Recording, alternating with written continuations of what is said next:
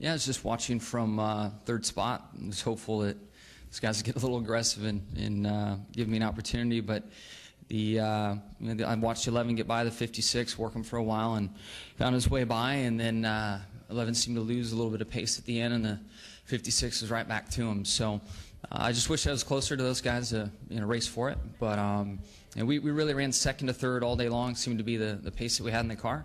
So to come home third, I'd love to finish better, but it's not like we had a dominant car, led the most laps, didn't win this week. We were kind of finished where we ran all day. Okay, we'll open up for questions for Jimmie. Please raise your hand. We'll get a wireless mic to you. We'll start right here in the front row.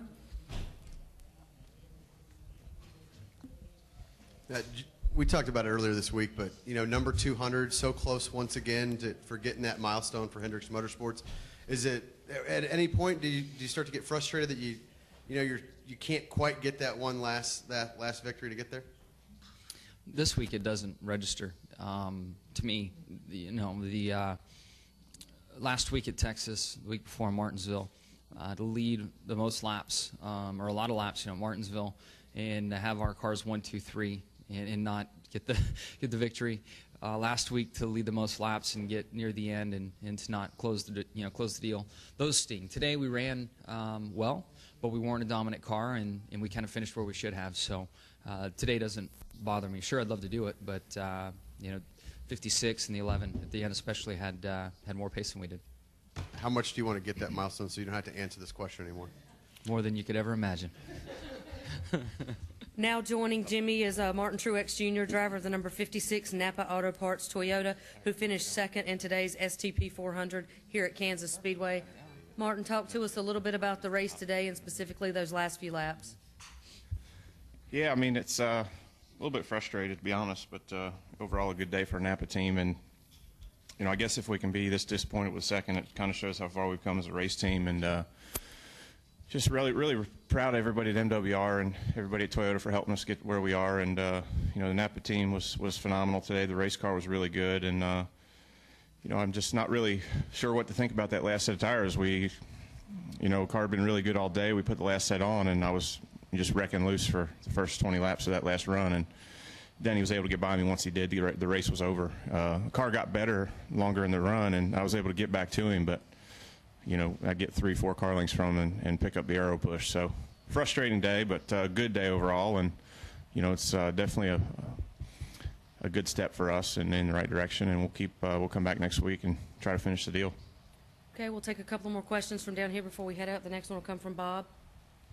Bob Hocker, Sporting News. Jimmie, when you came in for 4 tires and the rest of the top 5 stayed out, is that pretty much a sign that you guys were like either win or it doesn't matter whether you're second or third or fourth or fifth? Judging by Chad's reaction, I think he felt more guys would come to pit road, especially the guys behind us.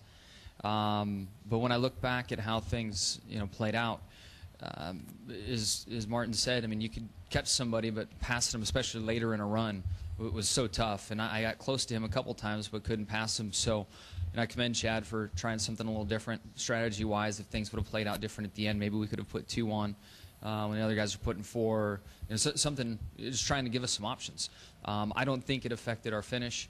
We got basically back to where we were. I think I was ahead of the 11, but the 11 was real strong that last run and went up there and got the win. So I really don't think at the time it was frustrating. Based on Chad's reaction and knowing that I lost some track position. But once we got back going, I drove by a bunch of cars and got right back in the mix. Okay, we'll take our next question from David, then go over to Randy. David Caravello, NASCAR.com. Martin is a guy who's been with Michael's team for a long time. I get the impression sometimes that you put a lot of weight on yourself to sort of help carry this organization. I guess as someone who's been at Michael Waltrip for a long time, I get the impression is you sometimes put a lot of weight on yourself to try to help carry this organization forward and help them take the next step. How accurate is that, and how much does that play into frustration for something like today? Yeah, I mean, I think that plays a big part in it. It's I felt like today was, kind of a day where I said I was back, and felt really strong that we'd have a car that could contend for the win going into the race, and then be able to do that all day long.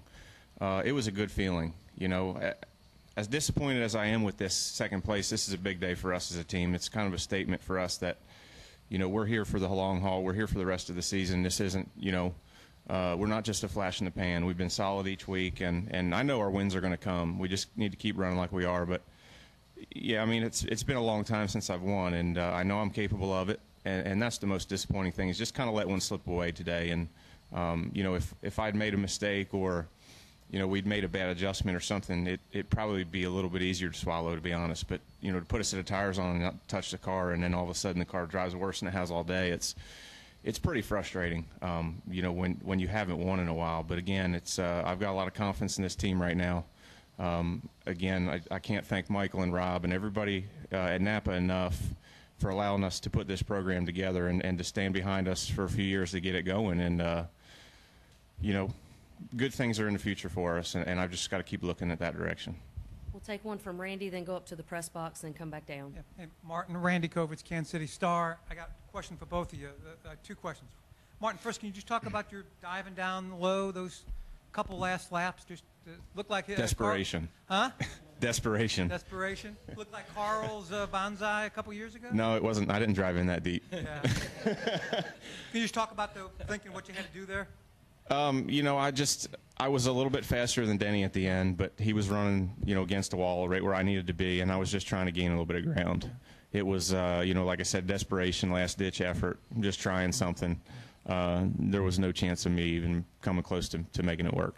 And finally, both you guys got some red noses. Can you kind of talk about how cold it was outside? And just talk about how that No, I wasn't cold. I didn't have a cool box today, so like lap 3 it shut off, so I ran the rest of the race with my visor up. I'm surprised I can even see. I had some smoke in my car at times. So I guess my training program is working pretty good. No. You know, the wind at times would you'd fall into a rhythm and make some laps and head off into a corner, and things would be much different than the laps prior. You know, it's just wind gusts and things like that. But you know, I can't say that the temperatures being cooler today affected us much. The wind did. I felt the wind a lot on the front straightaway. There was times when I was like a little bit worried about my engine. The car would start surging like you're running out of fuel or something weird. But other than that, it wasn't too big a deal. Okay, we'll go to the press box for a couple of questions. Nate Ryan, USA Today. Martin, I know you talked a little bit about the tire thing on the last set, and Matt Kenseth also said that he had a set of tires that did everything they wanted, and then he could never get back to it. Is there any reason why have the tires been more temperamental or whatever on mile-and-a-half tracks? Is it starting to get back to that where you can put a bad set on that can just ruin everything? Is there any reason why that's cropping up? Or You know, I don't have the answer. I mean, sometimes you can go through the information, the tire codes, and the dates, and all the things that you know, the information that you get with the tires, and kind of find something that sticks out in you know, maybe what made it bad. But in this case, they were the same as what we'd had all day. So they actually, you know, there's really no rhyme or reason to it. It's just a matter of circumstance, I guess. Mike Hembry from Speed.com. Martin, you sort of, after the race, apologized for the team for letting this one get away, but really, was there anything else you could have done considering the circumstances? I don't know. I'd like to try it again. You know, I don't think so. I mean, I drove as hard as I could. You know, the 11 gained some ground on the last green flag stop. We had a bit of a cushion. He pitted a lap before we did. We came out side by side, and I was able to fight him off. And I was way too loose from there. So yeah, I mean, I don't think there's anything I could have done. You know, I got the lead back after the pit stop. I just couldn't hang on to it, and car just got too loose right there for those 20 laps or so. Lee Spencer, Fox Sports for Martin. Talk a little bit about Chad Johnston. I mean, even though we've met him and spent a little bit of time with him, he kind of remains I don't know, just a mystery. That's good. Yeah, you know, you guys keep from distracting him. No, he's just done a really, really nice job. He's been my engineer since probably a third of the way into the season last year, and you know, I just can't say enough about what he's done with the race team. He's a great leader. He's a quiet guy, so it's really hard to see how good he is, but just a great team leader, very, very smart about the race car, and the biggest thing that we have going is from the time he started working with me, the chemistry was there. He understands what I'm saying. He understands how to put in the computer what I'm telling him and get the right answers back. And I've said that from day one when he started working on my car. And He's just done a great job, you know. I mean, he's still new at this. He's obviously getting better. He calls a great race, and he's only been doing it for a year. So he's a guy that I think we're going to be talking about for a long time down the road as being one of the elite crew chiefs. Are there any final questions from the press box for Jimmie? Yes, I have one. Mike Hembry, Speed.com.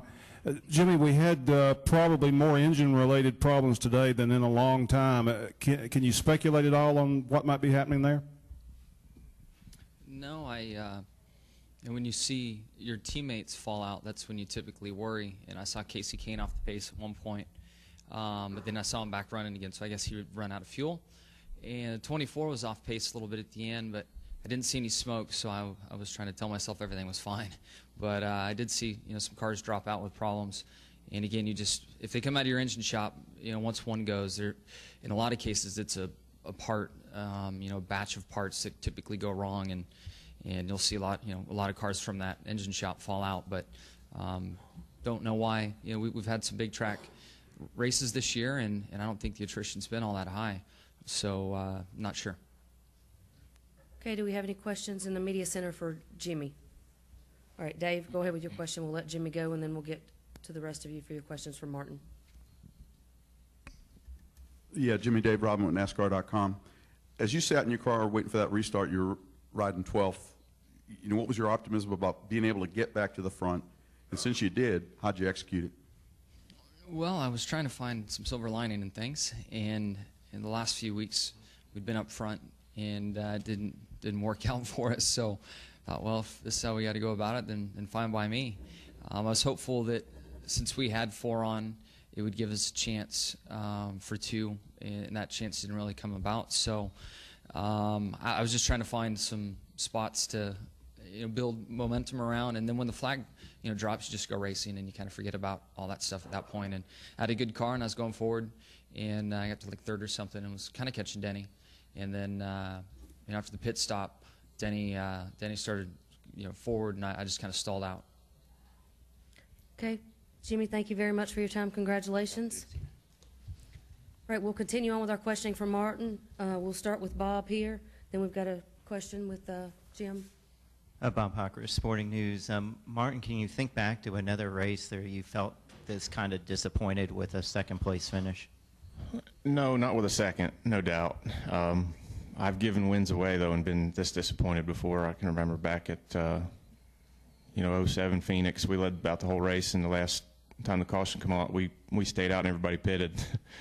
It's kind of things like that that seem to be the story of my career since my first win. But, again, I'm just proud of the team and proud of where we've come. To sit here and be disappointed with 2nd place is saying something for us. So just looking forward to coming back to the racetrack next week. I really enjoy working with this team. They're doing a phenomenal job. I can't even tell you how much fun we're having, to be honest. And once I get over the defeat in a few hours, I'm going to look at all the positives, and there's a lot of positives we can take out of this weekend and so far this season. And we're not near as good as we can be yet, and we're going to keep pushing forward and trying to keep getting better. And I know our wins are going to come soon.